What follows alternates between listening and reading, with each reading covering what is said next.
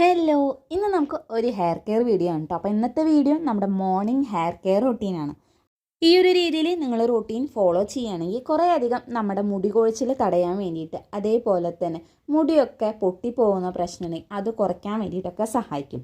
ഈ ഒരു സമയം എന്ന് പറയുന്നത് ഭയങ്കരമായിട്ട് തണുപ്പും അതേപോലെ തന്നെ കാറ്റൊക്കെ ഉള്ളത് കൊണ്ട് തന്നെ നമ്മുടെ മുടി കൂടുതലായിട്ട് കൊഴിഞ്ഞു പോകാനും അതേപോലെ തന്നെ പൊട്ടിപ്പോവുക, സ്പ്ലിറ്റൻസ് വരെ അതൊക്കെ ഉണ്ടാവാനുള്ള സാധ്യത കൂടുതലാണ്.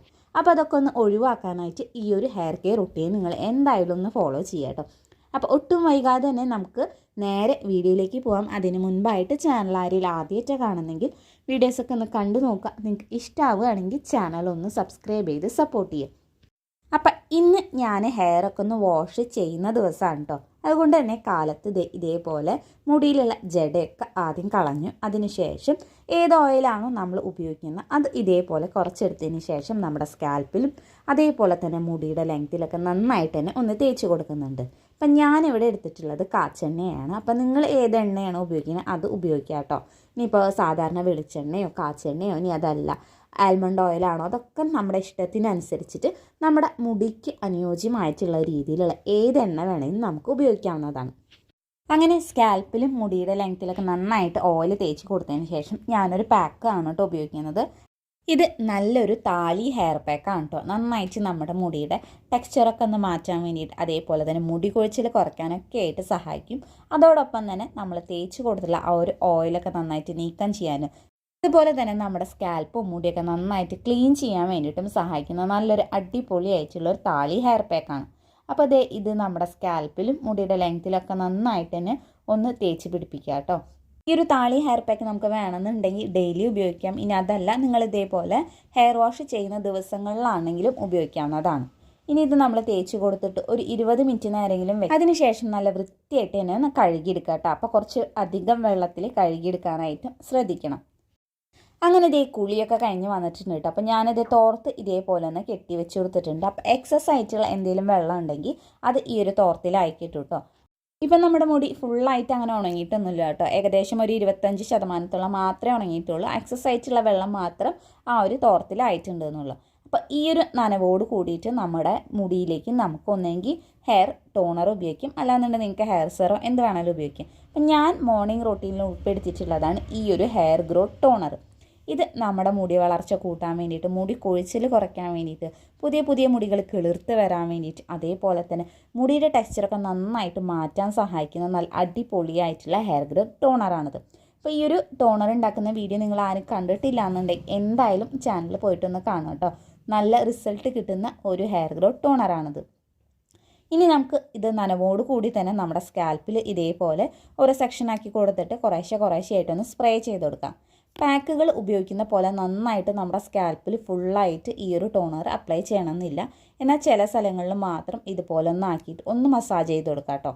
മസാജിങ്ങും നമുക്ക് അധികം നേരം ചെയ്യേണ്ടെന്ന് ആവശ്യമില്ല. കുറച്ച് മാത്രം നമ്മുടെ എത്താത്ത സ്ഥലങ്ങളിലേക്ക് ഈ ഒരു ടോണർ എത്തിക്കാൻ രീതിയിലുള്ള പാകത്തിന് മാത്രം ഒന്ന് മസാജ് ചെയ്ത് കൊടുക്കാം.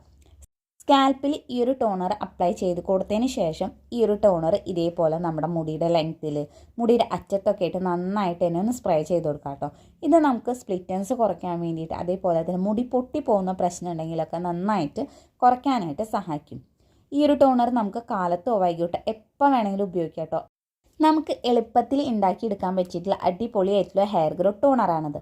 ഈ ടോണറൊക്കെ അപ്ലൈ ചെയ്തതിന് ശേഷം നമ്മുടെ മുടിയൊക്കെ നന്നായിട്ടൊന്ന് ഉണങ്ങണം കേട്ടോ. നന്നായിട്ട് ഉണങ്ങിയതിന് ശേഷം മാത്രമേ നമ്മൾ അടുത്ത സ്റ്റെപ്പ് എന്തായാലും ചെയ്യാനായിട്ട് പാടുള്ളൂ.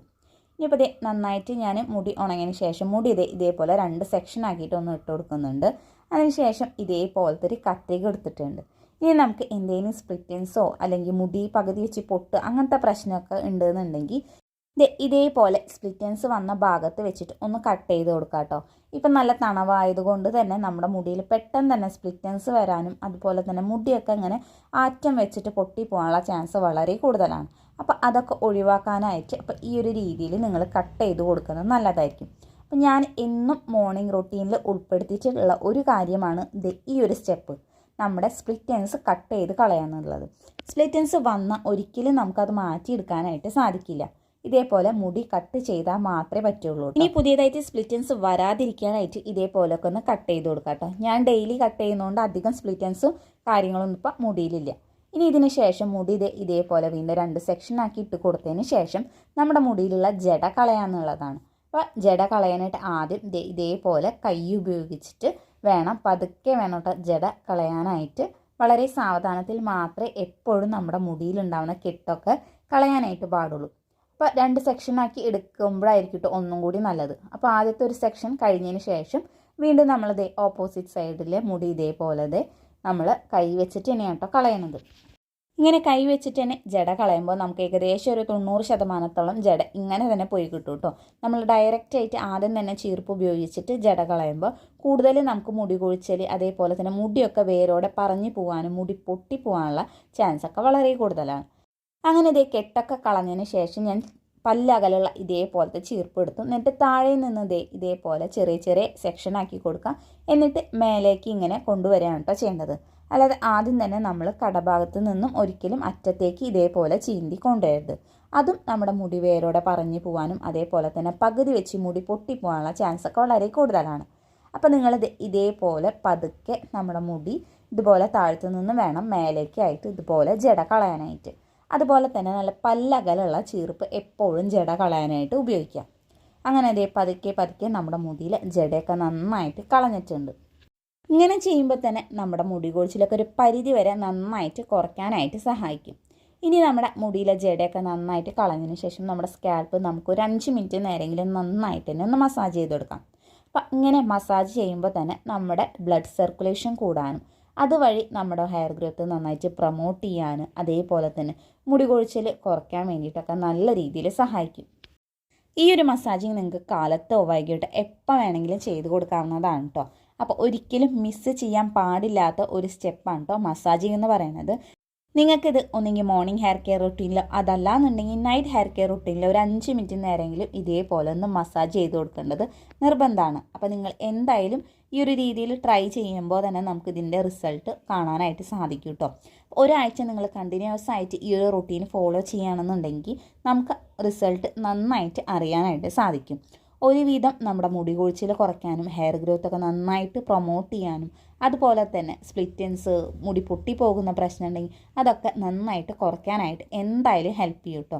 ഇനി നമുക്ക് നമ്മുടെ മസാജിങ് ഒക്കെ കഴിഞ്ഞതിന് ശേഷം നമുക്ക് ഏത് രീതിയിലാണോ കംഫർട്ട് അതിനനുസരിച്ചിട്ട് മുടി ഇതേപോലെ ഒന്ന് കെട്ടി വെച്ചെടുക്കാം. അപ്പം ഞാൻ പകൽ കൂടുതലും ചെയ്യുന്നത് ഇതേപോലെ ഒരു ബൺ ഹെയർ സ്റ്റൈലാണ് കേട്ടോ. അപ്പോൾ നിങ്ങളും ഈ ഒരു റൊട്ടീനൊന്ന് ഫോളോ ചെയ്ത് നോക്കാം കേട്ടോ. നന്നായിട്ട് തന്നെ നമുക്ക് റിസൾട്ട് കിട്ടുന്ന ഒരു മോർണിംഗ് ഹെയർ കെയർ റൊട്ടീനാണിത്. അപ്പോൾ എന്തായാലും ഒന്ന് ട്രൈ ചെയ്ത് നോക്കി നോക്കുക. ഒരാഴ്ച കൊണ്ട് തന്നെ നമുക്ക് നല്ല റിസൾട്ട് കിട്ടും. അപ്പോൾ ഇന്നത്തെ വീഡിയോ ഇത്രയേ ഉള്ളൂ. അപ്പോൾ ഈ ഒരു വീഡിയോ നിങ്ങൾക്ക് ഇഷ്ടമായി യൂസ്ഫുൾ ആണെന്ന് തോന്നുകയാണെങ്കിൽ ചാനൽ ഒന്ന് സബ്സ്ക്രൈബ് ചെയ്ത് സപ്പോർട്ട് ചെയ്യുക. അതേപോലെ തന്നെ ഈ ഒരു വീഡിയോ നിങ്ങളുടെ ഫ്രണ്ട്സിനും റിലേറ്റീവ്സിനും ഒന്ന് ഷെയർ ചെയ്ത് കൊടുക്കുക.